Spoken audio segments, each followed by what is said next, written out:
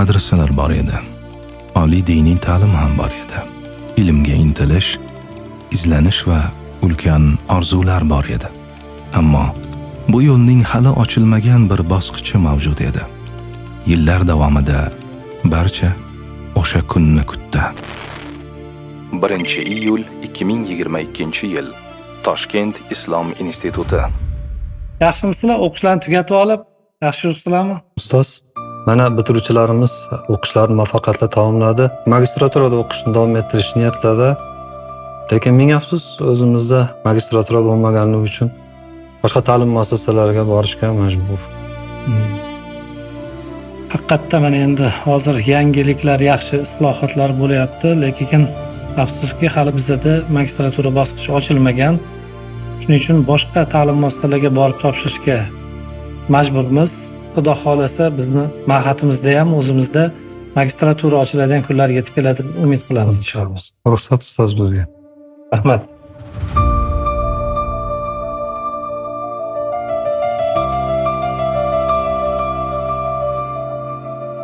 Jonajon vatanimizni yoshlariga qarab, ularni bilimga chanqoqligiga qarab, ertangi kunga befarq emasliklariga qarab, aziz farzandlarimga yana bir marta aytmoqchiman. Yangi O'zbekistonni faqat va faqat sizlar qurasizlar uni. Toshkent Islom institutida 2024-yildan magistratura, 2025-yildan doktorantura yo'nalishida kadrlar tayyorlash yo'lga qo'yiladi. Shavkat Mirziyoyev. Imom Buxoriy nomidagi Toshkent Islom institutida yangi ta'lim bosqichi yo'lga qo'yildi.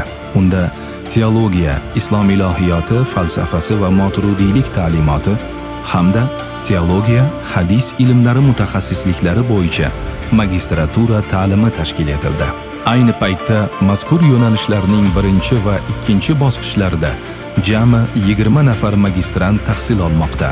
Bu muhim voqea mamlakatimizda diniy ma'rifiy sohani yangi bosqichga olib chiqish, boy ilmiy va ma'naviy merosimizni chuqur o'rganish, shuningdek, soha uchun yuqori malakali ilmiy kadrlar tayyorlash yo'lida amalga oshirilayotgan keng ko'lamli islohotlarning amaliy natijasi bo'ldi.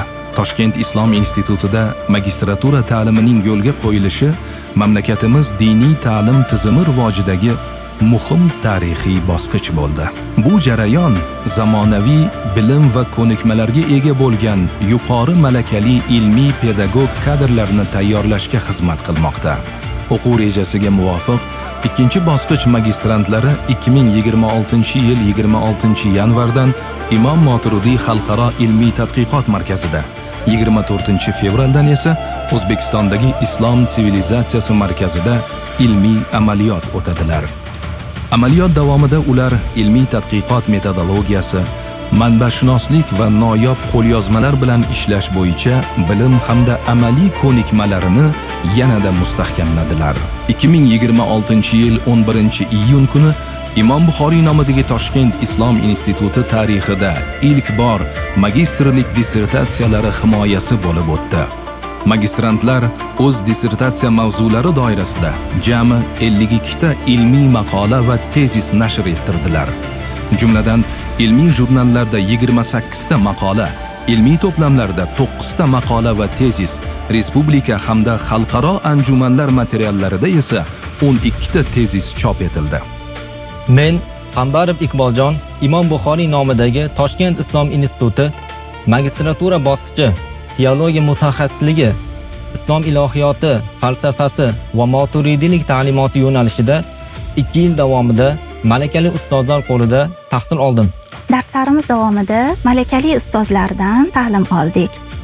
Ustozlarimizning tashabbuslari bilan darslarimiz davomida 4 ta fandan ijoza olish sharafiga muyassar bo'ldik. Magistrlik bosqichidagi dissertatsiya mavzuim tavhidning 3 qismga bo'linishi borasidagi qarashlarning paydo bo'lishi va unga ahli sunna ulamolarining munosabati mavzusida bo'ldi.